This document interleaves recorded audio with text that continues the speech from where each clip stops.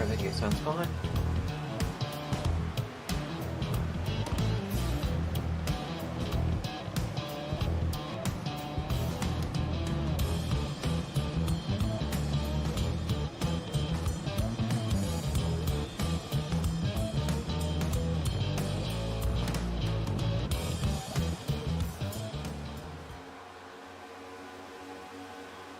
Good evening, everybody, and welcome to Performance E-Streaming and the ANZCAR Cup for round 3 here at Las Vegas Motor Speedway in the sunny Nevada. I'm joined tonight in the booth by Mr. Matty Hunter. How's it going, Matt? Good, Carl. How are you going tonight? Good, thank you. Yes, we are looking forward to a fantastic race here. Some serious action going to be happening out here tonight. Obviously, third race of the week here at Las Vegas. We've had the trucks, we've had the Xfinity, and now comes the main event, the race of race, the Cup Series race. Who is going to take it out tonight? It's going to be a tricky one for sure. It sure is. If anything, if the races this week have anything to go by, it's going to be really dependent on your tyres and your fuel strategy and where those cautions fall, if we do get a caution. Yeah, it's going to be a tricky one, and as you see there, Josh Mickle was absolutely saving that spin. It's a tricky track tonight. It's been a track that's caught a lot of people out recently, and these new Cup cars, the 7th Gen Cup cars, have caught more than one person out, and I think we're going to see that here at Las Vegas, especially out of turn 4. But we'll get more into detail in that a little bit later on. First of all, we're just going to go through the championship standings. After 3 rounds, it is Andrew Dyson in the lead of the championship, in joint first place with Neil Pearson, his teammate. Third position, we have Jason Martin. Fourth is Brenton Hobson. Fifth is Brad Allison. Barry Neal in 6th. 7th is Worley. 8th for Knight. 9th for Foster.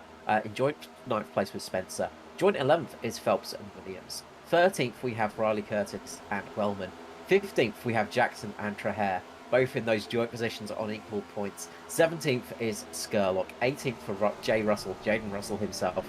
And Danny G and Aiden Schultz bring out the top 20 in joint 19th at the moment. So it is a very close championship as it stands. It is still very much all to play for, but up the top, being on joint points for Dyson and Pearson, it is a very good start of the season for DPR indeed. Yeah, DPR have been looking very, very strong start to the season. Good solid, 3-4 cars up there every week, and some of them have been having a little bit of bad luck. Otherwise, they might be filling up the podium completely. But definitely a very good, strong start for them. Mitch Motorsports has had a fair bit of bad luck in the first couple of races, so hopefully for those guys it'll turn around soon and they'll be able to take it to DPR. Yeah, obviously Mitch has been having, we say bad luck. They've had some good finishes in certain areas, but in others they have had some bad luck coming to them, unfortunately. And hopefully that is all going to change tonight for them, and they will be able to turn that around. And they're going to be hoping that Jason Martin can lead the charge. He had a good qualifying session just in the pre-race practice at the moment, the warm-up session, as these drivers just get that eye in to the track at the moment. We're going to be running here for 130 laps, so a nice long race tonight. 2.5 miles, I think, off the top of my head. Just on, no, 2 miles, so 2.4 kilometers. There, maths. But it will be a decent race here tonight. Big one to watch out for is that front right tyre. That tends to burn up quite quickly. Air temperature, only 18 degrees Celsius. Track temperature, a nice cool 23 degrees Celsius. That's going to be very useful for these drivers as they don't want it too hot out there. We have seen that the heat in the tyres has caused a lot of problems at this racetrack, and obviously in the hot Nevada sun, sometimes that can really bake up the track.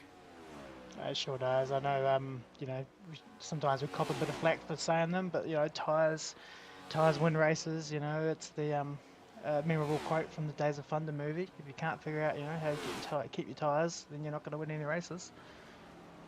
Yeah, that is really it. And we saw last night in the Xfinity series, of course, brought to us by Locked On Lads TV, of course. make sure to give them a check out, and of course to get all the results over on their podcast as well. So make sure to head over there if you miss any of the races and want to catch up on the results. Of course, the trucks are recapped there, and also the recaps are on the ANZCAR Facebook page at anzcar.com as well. So a lot of bits and bobs there to sort of keep up to date on. But we saw in the Xfinity series last night that tyres were indeed the important part of that race. And I think we might see a similar thing here tonight. The truck race ended up being a bit of a fuel race at the end. It came down to fuel saving rather than tyre saving, but they still played their part. We know there are a lot of good tyre savers in this field. There are some drivers that can do absolute wonders with those wheels, and it'll be interesting to see how they go. Jaden Russell springs to mind with Andrew Dyson. I think we've got Luke Trehair out there as well, of course, the driver that can really whisper, a bit of a tyre whisperer, of course, Luke Trehair. He sure has. He certainly made them last pretty good last night. And yeah, there's definitely some good tyre savers in throughout the field. And yeah, as I say, it's going to come down to those cautions and how long they have to run on them.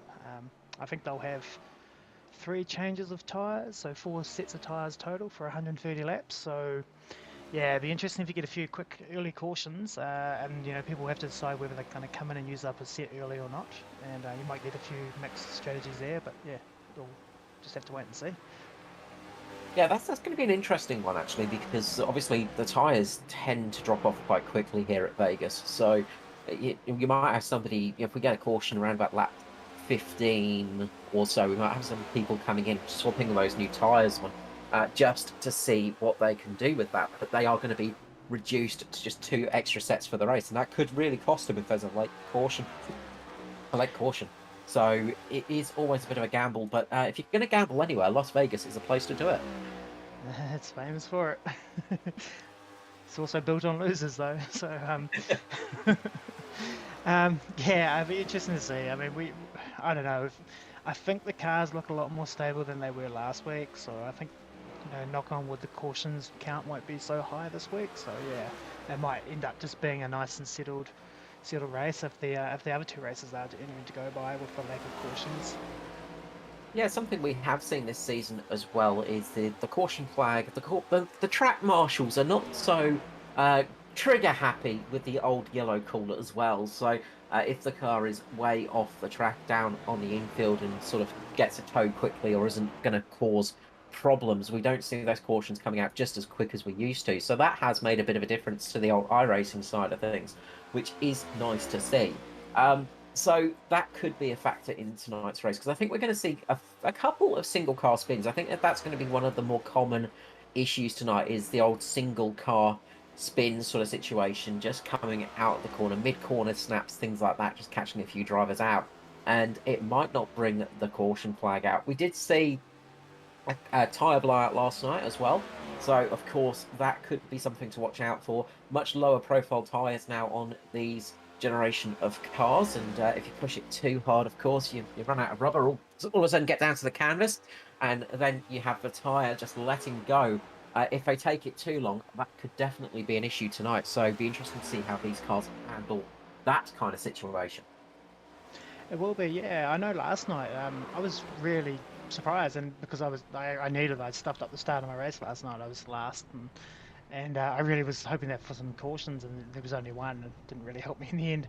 But the amount of cars that I've seen that had spun to the inside of, I think the back straight, and I was like, oh, that's surely got to be a caution, but no caution will come out. So yeah, it's really depending on where the car spins and ends up as to whether it's going to cause a caution or not. But there could be a lot of spins on that back straight that just don't cause a caution. Yeah, we've seen as well with this new generation of cars as well. The cold tyres tend to be a bit tricky to get a grips of as well. It's really it's really starting to sort of cause some issues, especially in qualifying. A lot of people struggling in qualifying to set laps because they're sort of going around on that sort of opening qualifying lap and then just losing the rear of the car. A lot of people spinning in their qualifying laps and not making it through. A lot of big names that were out. We had 50 drivers trying to compete for tonight's race. Unfortunately, as we say, we've got a lot field of 30 at the moment, so only 10 of the field can get through from qualifying. 20 are locked in from the championship positions. of course, so they sort of lock themselves in that respect so they can keep going. But it is a big shame because we lost some really big drivers out there tonight and some really fast guys as well because of just unable to get that lap underway. Yeah, that's the thing. It's so tough as well. I think we were talking about it in the practice session leading up to the qualifying that there was only about just over half a second separating 40 odd cars. So it's really close and really tough to get into the field just to start. That's it. It is indeed, and commiserations to those drivers that did not get through. Hopefully, we'll see you back next week, and hopefully see you into the race. But we are gridding up right now for the start of the race, and up at the front, it is last night's winner, Jaden Russell, putting that form again. On there, he has taken it to pole position. Great run from him. Danny G on the outside for Mitch Motorsport. Second row, we have Freya and Pearson. Third row, we have O'Shea and Williams. Fourth row is Maloney and Morley. Fifth is Lobb and Carol Malden. Sixth, we have Phelps and Skurlock. Seventh row is Turner and Dyson. Eighth row, we have Schultz and Button. Ninth is Micklemore and Heddershide. 10th, we have Nixon, Connor Nixon, one of the newcomers to the series, and Raymond. 11, we have Stockton and Spencer. 12, we have Trahair and Allison. Hobson and Wellman are on 13th, 14th for Foster and Martin. Very far down the field there for two of the biggest names in the series. Of course, two-time champion Foster and multiple race winner and multiple champion in many series, Jason Martin. Riley Curtis and Paul Jackson take up the final few spots. Yeah, quite unusual to see those guys down the back there. Obviously struggled a little bit in the qualifying, but yeah, I'm sure they'll keep it clean and they'll make their way up through the field. Sorry, I was just having a little look. There was a bit of issue getting underway on the start grid there. Yeah, something happened towards the back there because we got Riley Curtis with a lot of damage on the front of his car. Someone didn't get going, I don't think. Yeah, so so he's gone. So who was that? That was Connor Nixon did not get the car going in time, and that caused a big pile up behind him, and that's a lot of cars caught up in that. Yeah, it's not good. Luke Trahair, Brenton Hobson, Foster, and Riley Curtis all suffering a huge amount of damage in that first. That not even lap one incident. That is going to cost him dearly. Foster, a lot of damage on the front of his car. That thing has taken a beating. And Luke Trahair as well. That is really going to hurt them, and that's going to affect this race dearly. But we are ready to go green here. It's going to be Jaden Russell leading away for Synergy, and the pace car comes in, and we are green here at Las Vegas Motor Speedway for round 3 of the ANZCAR Cup. Jaden Russell gets a good start on the line line. Tom Freer as well. Very good run too. Teammate, of course, to Jaden Russell, getting underneath Danny G there. Getting their way through early. Look at Neil Pearson as well, trying to get through on the outside at the moment, going up high, trying to get a run on Danny G at the moment at the front of the field. It is a good start for a lot of the drivers. Certainly is. A lot of 2x2 action as well, though, for the field. It's looking pretty good. Sorry. Got to get used to this multitasking, doing cameras and talking at the same time. It's not used to it. That's okay. I'll talk as much as I can. That just throws you when I need to. But Pearson getting a great run there on Freer. Really nice up and under, and he's going to get a good run to the lead of the race. Number 9 is on its way towards the front of the field, and Neil Pearson takes the lead here. A very good start to the race. Very nicely done. As we look back through the field, it is battling away. Quite a few drivers in a few odd spots. Luke Trahair doing a good job working his way up through the carnage early. Obviously, with a bit of damage, that might affect him later in the race. Same with Foster, actually. He's done a good start on there. 4 positions gained. But Neil Pearson at the moment is the one running away. So we'll see how this one goes. It's almost like a continuation of the end of the race last week. These guys were all sort of 5 or 6 at the top. Were all racing pretty hard and close to each other. Although Neil does look like he's sort of kicked out a little bit. Yeah, the one thing Pearson has to worry about right now is pulling out a bit too far, a bit too much, because if he gets a bit too much of a gap, well, if he goes a bit too hard, a bit too fast, he could start affecting those tyres, could just damage that front tyre a little bit and cause himself a bit of problem later on in the race. But at the moment, he is controlling the pace and he's helping his teammate Dylan O'Shea in the pink flavour DPR car work his way up towards the front. Him, Jaden Russell, side by side at the moment. We've got Jake Maloney there as well, just in the background next to Tom Freer. Nice to see Maloney back in the series. Danny G just dropping back a tiny bit at the moment. Maloney just getting a little bit loose on the outside. His cars are pretty stable, but they do have their moments in that mid-corner, and it might catch a few people out as this race goes on, as those tyres start to burn off. Maloney gets up very high in the corner, trying to get a good run off there, but that's going to give Danny G the insiders. Oh, who's that in the background? A big spin, and we're going to get a crash. It is Joshua Carroll Walden in his wonderful livery tonight. Unfortunately, the first to go out and bring out the caution. Let's see if we can jump back and have a little look and see what happened there. And he catches his teammate in the spin. So as we jump back to this one, he gets on the low line, and there's a bit of a bump here at Las Vegas. Looks like he's just caught the little bit of a bump on the exit of turn 4. It's unsettled the rear of the car. We'll just see through here now. And he's tried to catch it, but nothing he could do, unfortunately. And then his teammate, Daniel Hedesheed, has gone straight into him. That is a disaster for Notari this early in the race. It's certainly not what you need, that's for sure. Just have a little look here if we can see the replay. I slowed it down a bit. Oh, look, yeah, look at the back sort of just kicking out there. I wonder if that's that random sort of just kick out that people have been talking about with this car. Well, I know in the sort of a very different caliber of vehicle, but in the trucks, if you got down right on that low section there's just a tiny bit of a lip there, and it does unsettle the rear a little bit. And with the obviously with the rear diffuser on these cars, I just wonder if it's lifted or just pushed it down a little bit, caused a bit of compression, and it's just made that rear just get light, get loose, and all of a sudden go round on him. Yeah, I think you're right. I think he was just sort of a little bit low there and got it where it oh, is that 83? Is that Matty Raymond? Oh, Mr. Sheen got caught up in that one. I think, yeah, I think you're right. I think he got a little bit too low there, and it's sort of that transition bit. It sort of just maybe caught him out there, and that's where it sort of got loose from there, and he just wasn't able to catch it, unfortunately. Big shame indeed, and that has seen a fair few cars coming into pit lane. Yeah, Riley Keris has been in there getting, I think, a bit of his repaired. Matthew Raymond's in there.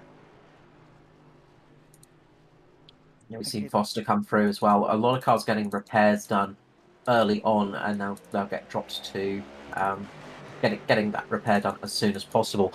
A few people possibly getting. Looks like everybody's mainly just gone for fuel. Brad Allison, actually. I wonder if Brad Allison actually had to change the tyres. He's had a stop that would be about right for a change of tyres. No, he just missed his pit box. So, okay. So nobody changing tyres by the looks of things at the moment. No. But a lot of those cars that got caught up in that very strange early lap incident, the pre-lap incident, we should say, getting caught out, having to get some repairs done. And a lot of drivers coming in just quick repair or just a quick top up of fuel as well. Obviously, just that little bit more fuel is going to help you go longer in this race. We get a nice long green period that might help them later in this race. That could be an advantage for them. Sure could, yeah. I definitely last night part of my strategy was to top off under the caution that we had, but unfortunately didn't work out for me. But yeah, definitely a strategy. That's pretty weird. I was just trying to have a little look at Brad Allison there, and the overlays just didn't like him. They weren't going to show his name with information. Seemed to be working fine for Kyle Turner, so just trying with him. He's working fine, but Brad Allison doesn't like it. Doesn't want to show his information. Yeah, weird. Yeah, it's annoying when stuff like that happens. The good old when we're live, things not working. Of course, JCW running the Queensland flood relief paint scheme tonight, and our heart goes out to everybody. But we are green once more, and Neil Pearson leads away, gets a very nice restart there. almost just cruising away like a set of traffic lights, not worrying about anybody behind him. The battle now is just behind him between Jaden Russell, his teammate of Tom Freer, and Jake Maloney. Those three battling pretty hard. Dylan O'Shea up on the outside at the moment. You see the 28 trying to get down low, getting through that section there. Very nicely held. They're side by side. Up close to the wall goes O'Shea. Very well kept. A lot of drivers out there that are returning or newish to the series, as well as very close to contact between Freer and Russell. Freer gets loose mid-corner, manages to save it just Nice about. save. Very well done. Yeah, that was a bit of a worry. It looked like he was going to lose control in front of the field there, but he did very, very well to recover that. Yeah, that was a heart and mouth moment for sure, and that's the kind of thing that you do not want to have happening. As Maloney gets a really nice run off turn 4, really close to O'Shea. O'Shea just in front of him, just stopping him from getting there. So just unable to make that move at the moment. O'Shea sort of sitting in the middle of the track. Maloney gets a good run off the exit this time and makes it past, zooming down off of turn number 2. Maloney gets through into P2, and now he's trying to chase down the team leader at DPR, Neil Pearson, see if he can get there. But O'Shea's not done yet. Tries to get down the inside. Doesn't quite make it there. That outside line seems to be a little bit better for the exit. Seems to be a little bit nicer on the tyres of these cars. A little bit easier to run on. Yeah, Jack's running that high line. It's looking pretty good. I think he's going to get there in the end. I like running the high line as well, personally myself. I think it comes in later as the tyres wear. It just becomes too hard to keep the car down on the bottom, like I guess as tyres head up. And it looks like he's going to get him now. He's pretty much clear. Yep, he's clear. Clear, and away he runs. Very nicely done. We've got a great battle going on, but a little bit further down as well. Danny G and Daniel Hedishi at the moment are fighting it out. Hedishi, quite a bit of damage to the front of that car, unfortunately, as he tagged his teammate Andrew Dyson there just in front. Of course, the Daytona 500 winner, just behind his teammate Philip Wally in the purple flavoured DPR car. So DPR got quite a lot of bullets in the top 10 at the moment. They're having a very strong run tonight. There is Jake Maloney in the lead as it stands. Let's see how that one goes, as somebody just a big off. Luke Traher has a huge moment across the tribal section, just loses the rear out of turn 4, saves it, cuts the grass, gets back on track, doesn't lose too much time. Yeah, I wish I didn't see that, but yeah, it sounds like it was a pretty good save. He's definitely pretty slow though. Everyone's sort of catching up and passing, but I think he's got back up to speed now, and he's looking to settle back in and get in 18th place and get moving towards the front again.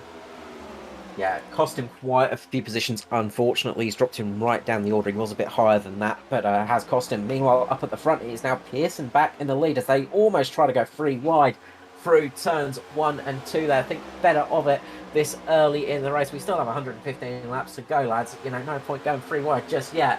Jaden Russell, Jake Maloney, Tom Freer up there at the moment. Tom Freer, of course, returning to ANZCAR from a long break. Nice to see him back in the series. With Dylan O'Shea, the rookie sensation for ANZCAR at the moment. He is having a good run up just behind as we see Hedishi trying. Sorry, yes, it is. Yeah, I don't know if if he was trying to go up there or whether it just got super tight on entry and pushed up there. But he definitely sort of went up pretty close to the wall, didn't he? He did, very, very close there. Maybe a little bit of a pocket of air saving that car from more damage. That thing's front end looks like it's, well, it's seen better days for sure, but it's not affecting him too much at the moment. Obviously, short run pace, sometimes it isn't affected when you've got damage like that, but the long run pace can be, can get a bit more affected as it does hurt tyre wear. Looks like we might have lost a few cars already, though, unfortunately. I think Maddie Ray is very much out of this session, so Mr. Sheen has not managed to thread the eye of the needle in that accident, and is very much out of this one. We have got Ruben Phelps, Stephen Williams, and Joshua Carroll in pit lane at the moment, looking to get lengthy repairs. Their nights might be done. They might try and get out and score a couple of points, but I think their nights are pretty much over at the moment. The battle up the front, though, is still very much on. Pearson doing a great job of defending.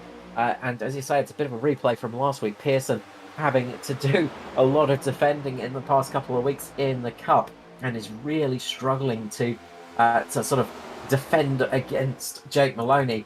who we see come out not too many times in the season. A busy, busy boy, Jake Maloney. But when he is out, he is always very fast. Oh, he definitely is. He's definitely a very fast driver, that's for sure. Another And driver having a really bad run of bad luck at the moment is Stephen Williams.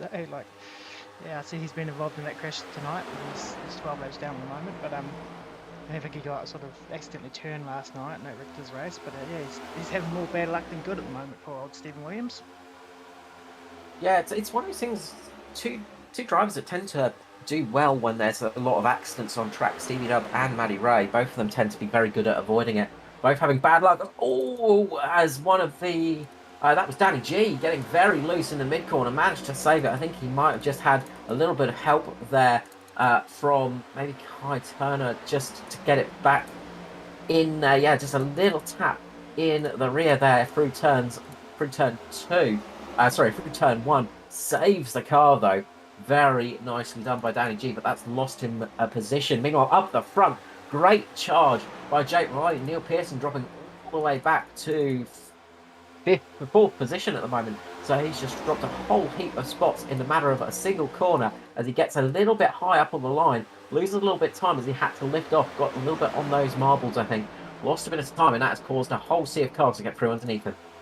Yeah, it seems like every time we sort of jump back to the sort of pack and have a look what's going on there, there's some major change up the front. It's always Murphy's Law, isn't it? When you go back, have a look there, the changes up the front. But yeah, he's dropped back quite a bit there. Looks like a pretty angry sort of pack around that sort of 6th, 7th, 8th place, side by side. Yeah, it's definitely looking like a good battle pack out there at the moment. We've got some really good drives going on. Just it's nobody's pushing too hard at the moment. As I say, we still got a long way to go. We've only done 22 laps of 130 at the moment, so still a long way to go. But they're not exactly holding back up the front. And got to wonder if maybe they're doing a little bit too much with battling this early in the race. If we get a long green stint period here, they may just regret that as their tyres just start to drop off a little bit. And this could favour somebody who's just doing a little bit more of a little bit of a quieter race in the background. So keep an eye out on a few of those drivers towards the middle of this pack. They might come back a little bit later on and start to catch up to these guys. So it will be interesting to see how this one plays out if we go green for a nice long period. There is a secondary pack that's formed up a little bit further back. However, Jason Martin in the lead of that one. Speaking of drivers, just having, we're talking about Mitch Motorsport just having a bit of bad luck recently. Got Jason Martin and Josh Mickle down 18th and 19th position at the moment, Danny G in 13th. Not usual places we expect to see Mitch Motorsport, but they are definitely struggling out there at the moment in that sort of secondary pack right off the lead. Meanwhile, Foster is working his way up from the back of the field up into 15th position at the moment with that damage to the front end. They've managed to slap a bonnet on it now, so that has helped a little bit with the aerodynamics, but quite a bit of damage to the front of that car during that formation lap incident. So he's doing a good job of recovering for the time being, showing that, if you have a bit of an accident at the start of the race, don't give up. Keep on going because you never know what's going to happen. Oh, exactly, yeah, definitely running a special paint scheme tonight as well. Recognise those colours. If you know, you know, I guess. Yeah. And which I always try to stay out of the politics here. Yeah, that's what I always like to do as well. Is you can't sort of give up. Just you get a little bit of damage in that. You've got to keep going because you never know what's going to happen in front of you. The way this format is, with the top 20 being locked in, every point is important. When you get in, you need to get as many as you can. And whether that means you sit in the pits for half an hour getting repairs and you come out and you pick up 1 or 2 positions and you get, that could be the difference between you making the top 20 next week or not. Or having to qualify your way in. Yeah, it does make things very, it helps when you can get into those races, and obviously it can be very painful when you miss a race due to certain events. And as I say, it's one of those things that can it can sting a bit when you don't get through. But that is why the Cup is so hotly contested at the moment, because it is limited spaces in there to try and keep those cautions down as well. As we say, it's one of those things, just to try and keep the racing a little bit cleaner. Driver on the move at the moment is Mr. Michael Skurlock and Aidan Schultz. So these two have been sitting back a little bit earlier in this race, not pushing too hard, and they are now on the move. As I said, watch out for those drivers not pushing early in this race, just keeping their tyres a little bit cooler, not going all out too quick, and see what they do as these laps unfold. And it looks like that is exactly what is happening. Aiden Schultz there running up to go almost free wide through the corner around the outside of Jaden Russell. Don't quite make it at the moment. He's there with Skurlock. Pearson just in the background, lurking away with Dylan O'Shea. They're just sitting there, watching what's going on, just letting the tyres cool down a little bit before they go back on the attack. Danny G working his way back through the field as well, but it is Tom Freer in the lead of the race at the moment, working his way right up to the front, grabbing a bonus point, of course, for leading a lap. I'm just wondering if it's a little bit of strategy. Like, yeah, you're seeing different cars go to the front, they lead for a little bit, and then they drop back. I'm wondering if it's sort of to get to the front, it's sort of hurting them a little bit too much, and they're having to back off. Or, yeah, it definitely seems like Aiden and Skurlock have sort of been holding back early and are now working their way up. But it's great to see Aiden's. I think he's challenging for the lead now. He's really this year alone, he's just coming on very, very strong. It's good to see him up there. Yeah, he's had some good races recently, and we talk about unlucky drivers. Aiden Schultz is the driver with a black cat and the number 13 tattooed on him somewhere, I'm sure, because he tends to have more than his fair share. But he is making his own luck tonight and having a really good run out there. Just holding back a little bit earlier on, I think, has helped him an enormous amount. He is running some really good laps at the moment. He's the only driver that's in the only driver in the top group that's in the 30s. Everybody else was in the 31s.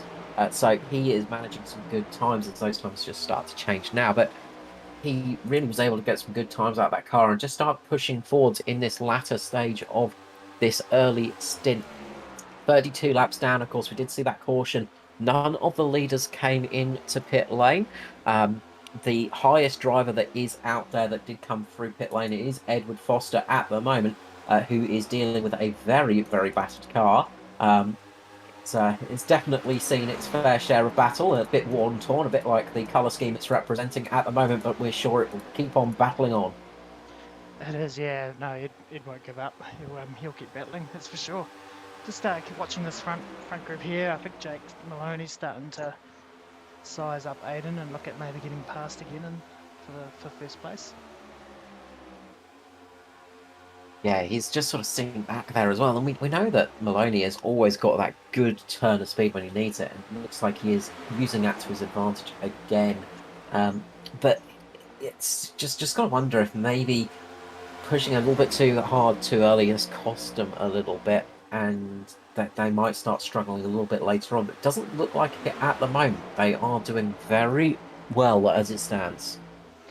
Yeah, it's always a hard one, because you've got to work out, is the guy in front of you, is he saving, or is he, is he pushing as hard and burning his stuff out, and you're saving, and it's all a guessing game, really. But I think that, definitely Skurlock has probably learnt a lot this week from the races that he's been doing about sort of, hanging or sort of saving stuff early, because I think he's been sort of going out a little bit early in the other races. So he's definitely one that I'll be sort of watching here as the laps kick on. And I'm not sure how many laps we can get done on a fuel cycle for a full tank. So I think, what are we looking at, about 35 laps now. Yeah, so I honestly don't know. I don't know if they're going to be able to split it at 75 or whatever the halfway is or not. Yeah, it'll be interesting to see. Yeah, I'm trying to remember if the tank size on the new Cup car, how much bigger it is, and doing maths and stuff in my head, which is never good, because that makes me go extremely quiet. But we would probably, I think it would be about 48 to maybe 50 laps, I think. So you're looking at sort of 2 stops. Yeah. So yeah, it'd be interesting to see if around lap 50 they start some of these sort of stops. So we'll see what happens. Of course, we did have those caution flag laps, so that will have extended the pit window a tiny bit. Yeah, I think the first car that pitted there in the order is Riley Curtis, I think, because his stint 6 laps less than the rest, I think. So Foster is the first car that's taken a stop. Oh, Foster? Oh, yeah. Yeah. Yeah, so we've got Foster, Luke Trehare, and then Riley Curtis. So those are the only drivers that have stopped at the moment in sort of the main group. Greg Spencer as well did stop as Gary Wellman and Brad Allison. Um, Tom Freer just had a huge snap there. Just managed to save it again.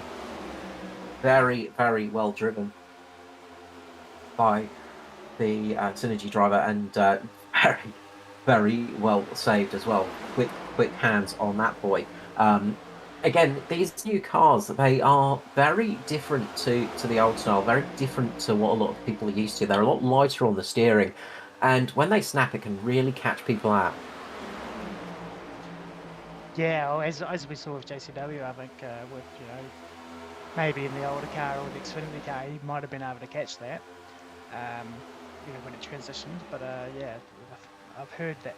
I haven't really driven these cars too much, but I have heard that they are pretty hard to catch when they do sort of snap when they go. Yeah, a lot of people struggling, especially with that new rear axle. Oh, Schultz gets very slow. He almost has a moment off the edge of a corner. That has caused Maloney to have to pull out. Maloney have to just drop out. He almost went into the back of Schultz there, and that's going to give Freer the chance. And watch out for Skurlock. He's sitting there just waiting to make his move. And Danny G as well. He sort of fell back at the start of this race, and now he's working his way to the front again. So watch out for Danny G. Very wily driver. Meanwhile, Foster is just bullying his way through at the moment. Yeah. He is. I think he's motivated tonight. I think so. Early instant has put the fire in his belly, and he's had a bit of the red mist come down because he is absolutely hustling that thing along at the moment with that damage. And getting himself right to the front at the moment as we see Tom Freer make a move for the lead of this race. Aiden Schultz, Tom Freer going across the line. Absolutely nothing separate them as they cross the line there. Schultz just in the lead for one more lap. Yeah, it's looking pretty good up there, but Freer's sort of dropped back now. He's dropped back to third. I think he got a little bit tight on the bottom there. Still watching in the background there. Foster's definitely charging, and Danny G's come up to the front as well. Interesting to see the experienced guys sort of working their way, to the front. Maloney's obviously been in there at the front the whole time, but Skurlock, Danny G, Evan Foster, guys have got really experience and know how to save those tyres at the beginning of the race, and it looks like it's sort of paying dividends now as the stint goes on and gets longer and longer. I think they'll sort of definitely come up closer to the front, that's for sure. I do wonder if those drivers that are having to attack on the low line are just starting to get their tyres a little bit hot. As they do the attacking, and they manage to just get up to sort of somebody like Aiden Schultz, get the pass almost done, and then struggle for grip and just fall back a little bit. So I'm wondering if that's what's happening at the moment. It's just a little bit of a tyre issue, just tyre overheating as they battle their way up there, and that can happen on that low line sometimes. So keeping the battle right up on that high line and keeping it there is a very wise move. So very well defended at the moment. Really nicely done. It is, yeah. I think, more to your point there. I think, that right front sort of the tyre wear on that now is probably getting down, and the heat in it's probably getting right up. And as they go into the corner, it's getting tight, which is when the car is just wanting to go up the track. And there's a lot of respect out there. The last thing you want to do is sort of slide up the track and hit somebody. Bria losing the rear again and saving it once again. Dollar for every time we say that tonight. Very nicely saved once more. Just that back end, just stepping out on him once more and just keeping it in the right spot. But yeah, as you say, that once it starts getting tight, once that front end drops off, the car just snowplows its way up there. It's a bit like steering a truck or a ship. You don't really have much control over it. It just basically does what it wants. It does what it wants to do, not what you want it to do. So you have to change your driving style around it a little bit, lift off a little bit more in places, maybe just a quick dab of the brake to dip the nose down to try and get it turned into the corner. All these little strategies that the drivers have to implement in this latter stage, and then that all changes when you get up behind another car because, of course, the aero changes and all of this kind of thing. So again, you have to adapt your driving style once more, and it is constantly changing all throughout this race. One of the things you also got to watch out for, of course, is marbles up the top of those high lines sometimes. they can build up in the very late stages, and they get a bit slippery. But we've got a good battle going on between Danny G and Foster at the moment. Those two side by side, the 24 and the 53 racing it out. 53 on that low line gets a nice run there for Foster, getting up into P6. 21 positions gained so far. 14 positions gained for Aiden Schultz at the front. He is having a good run too. Danny G with the crossover, trying to come back at him. Don't think he's going to be able to get enough momentum out of the corner there. I think Edward's going to have enough momentum on the high side to stay in front there and start charging forward. And just slices down in front of him, so very nicely done. So I was just looking back as well, just double checking, and said nobody took tyres in that first little caution. A lot of people getting repairs done, but from what I could see, nobody took any tyres. So they're all on the same tyres at the moment. So there's no advantage or disadvantage out there for anybody. The only big difference is really for somebody like Foster, who's got a little bit more fuel in the tank, so that car's a tiny bit heavier. But other than that, they are pretty much all on equal playing fields at the moment.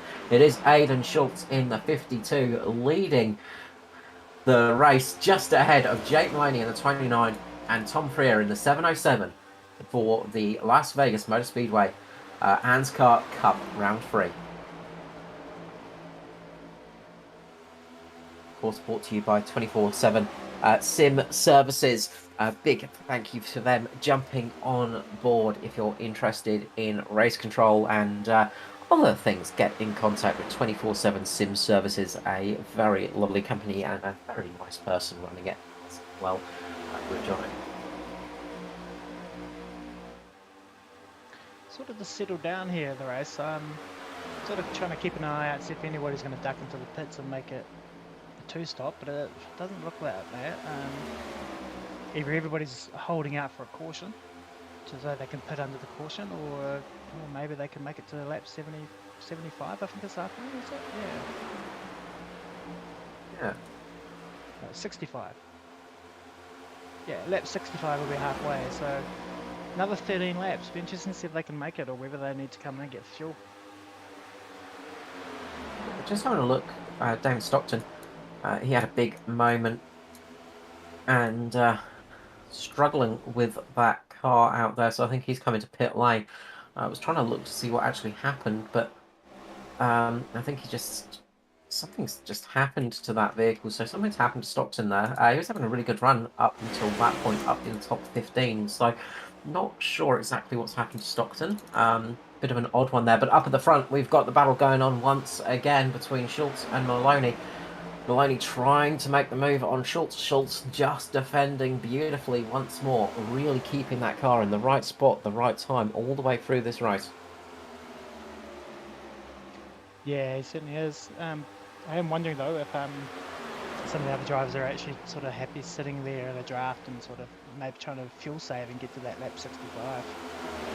So that would be a big disadvantage for Aiden if he's out the front. Oh, he's going to get trapped behind the lap car. Oh no, here we go.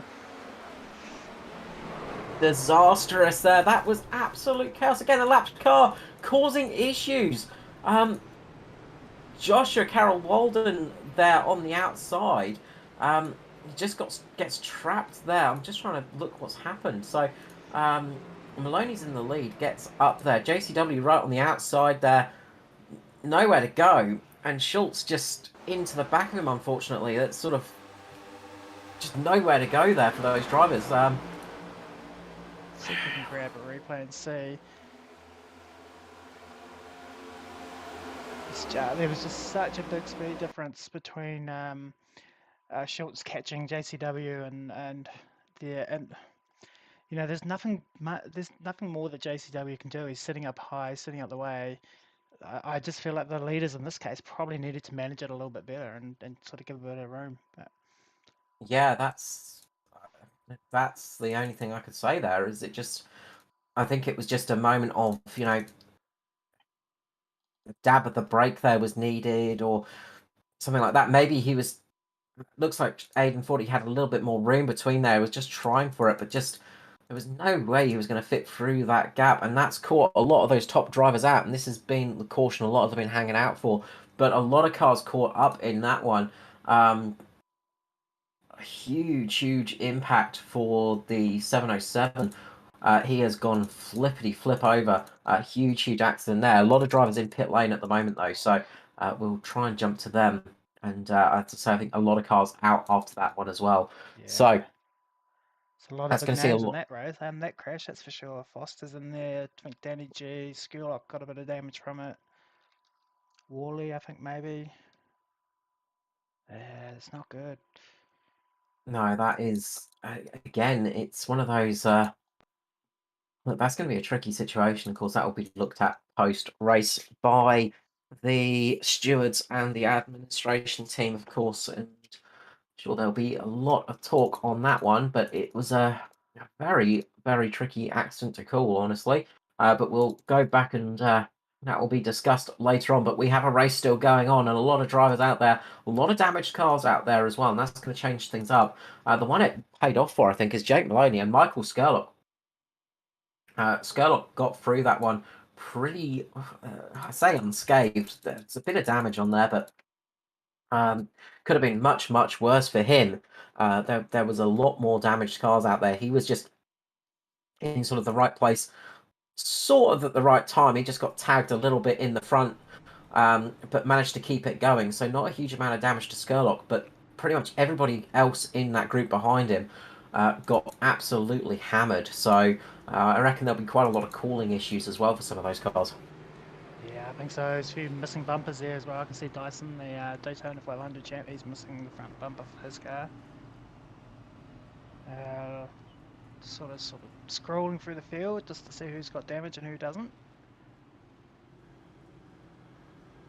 I think one of the biggest winners out of that were actually two of the drivers that have had bad luck this season, Josh Mickelmore and Jason Martin. Those two just Bradbury'd their way through that, and I don't actually see a scratch on either of those cars at the moment, so No. they're looking pretty good. Andrew Dyson as well, he is not looking. Our front end is absolutely mullered on that thing, but we've seen him. We've seen Andrew Dyson not really care about damage in the past, so we'll see how that one plays out in the future. We have Aidan Schultz down in the infield care centre. Aidan Schultz, welcome to the booth. Obviously, we'd rather have you here in different circumstances. What caught you out there? What happened? Oh, mate, just a driver a lap down with no situational awareness. Fighting for the front. Obviously had massive damage and we were too wide, and unless I was to get out of the gas and wreck everyone behind me, I had to sort of come down, and I was trying to go as close, and I'm really disappointed with that because the race was really good, and I think that was absolutely rubbish driving if I put that 100% from a lap car. I'm not sure who it was, and I don't really care, but yeah, like you could see the lead pack coming down a lot slower. Yeah, we always say the outside line, but down the main straight when we're too wide, yeah, I'm not happy with that, especially after having a good race at the front there. So, yeah, not happy at all. No, it's understandable. Obviously, really good pace out there. It was good to see you up at the front. A shame to see you out so early. We hope you have some better luck in the future. We hope to see you back soon. Oh, mate, I'll be back every week. I just, yeah, I just wish some drivers would sort of just look at what they do and, you know, they first to give opinions on everything else. And yeah, it's just disappointing, mate, because it's more disappointing that I wrecked other people there too, and other people that were up the front probably got their race wrecked as well, and there was no need for it to happen with a car that was not in contention. So that's more to the point. But anyway, we move on to next week and we go again. No worries. Thank you so much, and we'll catch you again soon. No worries, mate. Have a good call. So we are getting ready for the start of the race. It is Jake Maloney in the lead, going to be leading us off here. Michael Skurlock on the outside. We are going green again here at Las Vegas. When does the 29 drop the loud pedal? He does it now. Gets a nice restart there from Maloney. Pulls away very well from Skurlock and O'Shea. Skurlock gets down in front of O'Shea. Meanwhile, watch out for Jason Martin and and Josh Mickelmore. Those two absolutely were in the right place at the right time, I'd say, in that secondary pack a little bit further down. They managed to avoid that big wreck, and they are going to be looking good for the rest of this race while so many others are damaged. So watch out for those two to work their way through the pack. But at the moment, it is Jake Maloney just in the lead, tearing away at the start of this race. Michael Skurlock just behind him with Dylan O'Shea in third, Martin fourth, Mickelmore fifth, Hobson in sixth, we have Wally in 7th, Kaito Turness 8th, Luke Trahare 9th, and 10th at the moment is Dyson. So we'll see how that one pans out. Yeah, looks like the guys with no front bumper are certainly dropping pretty quickly. Yeah, pretty slow on the straights. But they'll hold on there and pick up what points they can. You never know, there might be some more cautions, they can fix it. Ooh, looks like Lyle Kurtz was a bit loose off the corner there. Manages to save it. Yep, he's in a way. Yeah, very close there. Oh, another one as well, mid-corner. Few people just having those mid-corner moments a little bit further down the field as well. I couldn't see quite who that was.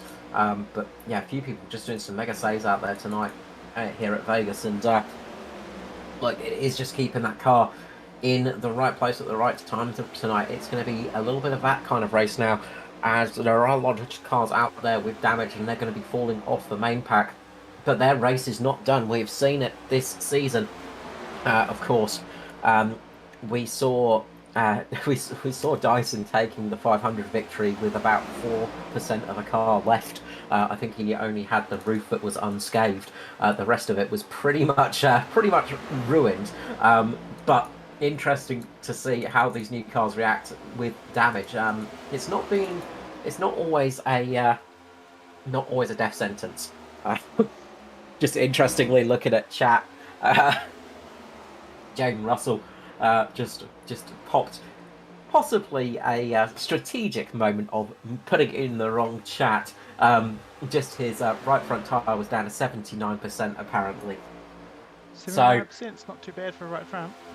No, that's it. So I'm wondering if that was wondering if that's strategic call or not there. Just seeing if he can shake a few people up, seeing if he can get into the heads of a couple of drivers there. But interesting nonetheless. Yeah, I also find it kind of interesting that it doesn't matter if you haven't got a bumper on the front of your car. If you're pretty, I guess, hot and aggressive, you're doing all right there. Some of the drivers are doing all right. Yeah, it is. Just watching one driver in particular with no front bumper on, who might be a bit hot at the moment, he's doing pretty well. Yeah, I wouldn't know who that is. I wouldn't know exactly which driver that was in a blue and yellow car. No. But yeah, definitely the old blood pressure is probably a little bit high at the moment, and probably not enough fans in the world to pull him down. But he is definitely going to be going. Oh, we got a car around in the background, a big accident. Who was that up in the wall? It is Connor Nixon and Luke Trahare up into the wall. Nixon has a huge slide off the corner and goes up into Trahare, and then they bounce off and bounce back into each other. That was a big one. Wow, let's have a look and see if we can find what happened there. So, if we're going through turns 1 and 2 with Nixon, he gets the rear out, steps away, and he just manages to save it, but then unfortunately gets up into the wall once again, and sadly Luke Trahare was very much the driver that was in the way. It's one of those ones where it gets loose and you're counter steering and you're trying to catch it, and then couldn't catch it in time. And then, unfortunately, there's a little bit of a bit more moment after this one, as Trahare just gives Nixon a little bit of a tap on the rear. I think, just gets up onto the rear, and then Brad Allison has nowhere to go. He almost threads the eye of the needle between the two, and yeah, that catches out Brad Allison. Yeah, just having a look here to see what happened to Brad. It's quite a way back. So yeah, it just looks like Luke and Nixon just sort of just having a secondary contact as they were sliding down the track, and it just spun Nixon up into the path of Allison, and yeah, that kind of ruined his night. He almost slid it through, but then Nixon goes up and bang, nose-to-nose contact, and that is going to be a heavy incident, and that's going to hurt the engines. Yeah, it's just bad luck for Brad and bad luck for Luke as well. Just wrong place, wrong time, unfortunately for them. Not much they can do about that, unfortunately.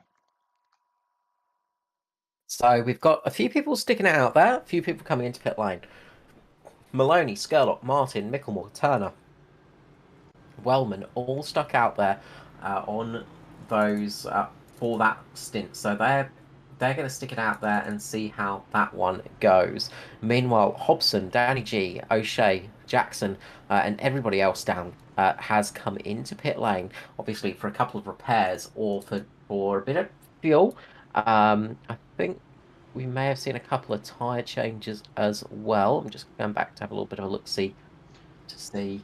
There's definitely a few Uh, people in there getting more and more repairs while they can. yeah, so think- I know Darren Lob's actually taking some tyres. Danny G, I think, was just for fuel only, so he's just taking a little bit of extra fuel on board. Um, Meanwhile, O'Shea has taken fresh tyres, so a few drivers opted to take some fresh boots for this next section. So they've only got one more set remaining now for the rest of the race. So that does change up their strategy a little bit. Meanwhile, the leaders have got two sets. So we've got 62 laps remaining. So if we get a caution in, say, about 15, 20 laps time, then they will come in and grab a fresh set of boots and still have some remaining, while the rest of those drivers that took the boots, the new tyres, of course, will not have any left for the remaining race if they come in to change them. So that's where strategy can come into play, and that's where those that sort of tyre limit can come into effect as well. That's that sort of strategy of getting your tyre call right is really important here. Yeah, and I'm just wondering as well, we're over halfway, so I wonder if you can make it from here, without needing another pit stop.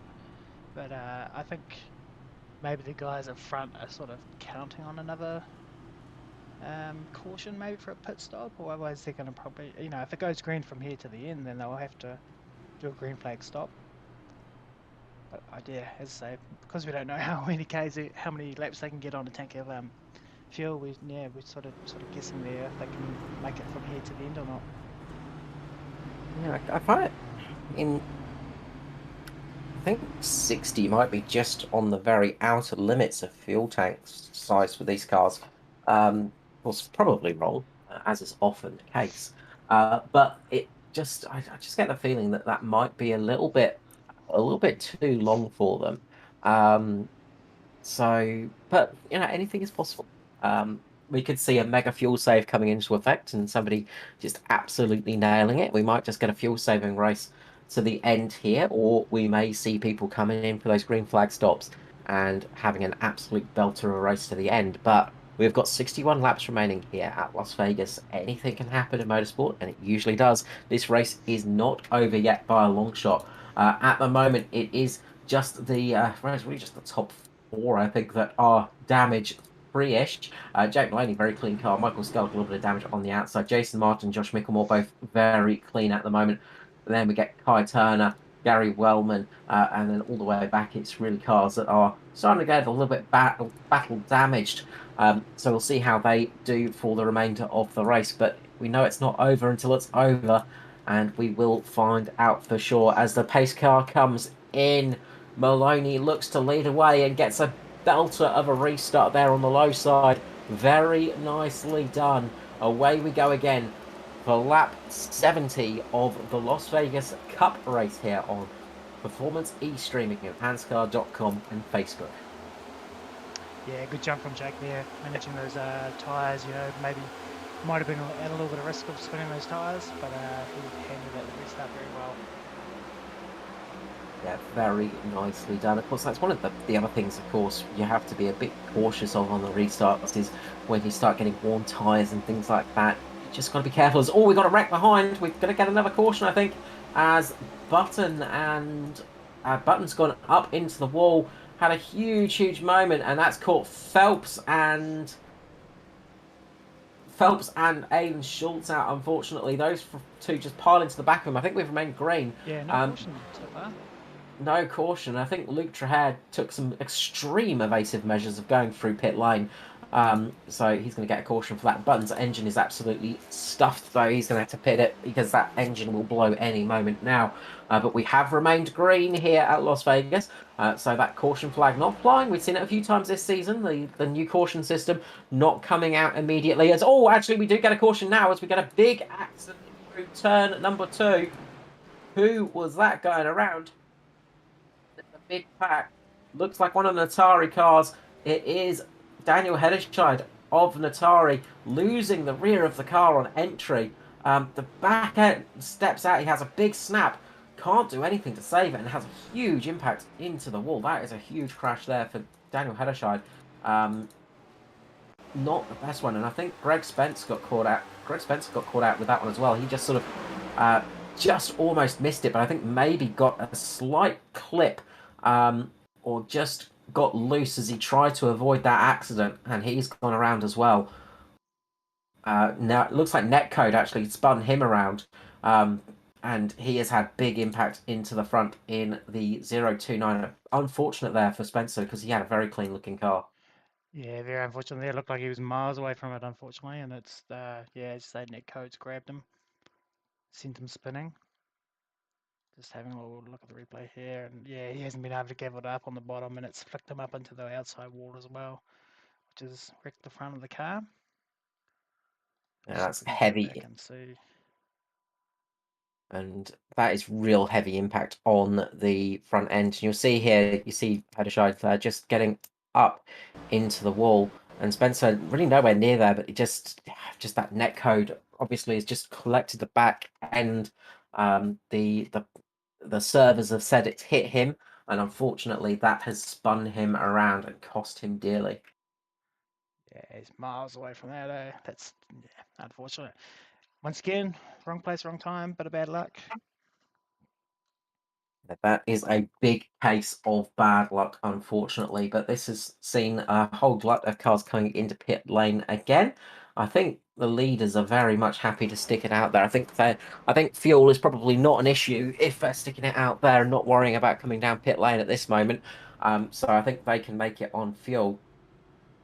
So we'll see how that one pans out. But a lot of other cars coming in to get a few little repairs done. Quick change of tyres, maybe a bit of extra fuel if they fancy it. So be interesting to see how they go for the rest of the race. A few cars just topping up, so I think fuel's going to be marginal. But they're hoping that with these cautions they can save a bit of fuel up at the front and maybe make it to the end on the sniff of an oily rag in the fuel tank. Indeed, indeed. I've just jumped on the board to him alone to just see if we can have a listen, see if he's clutching or turn the engine off or anything.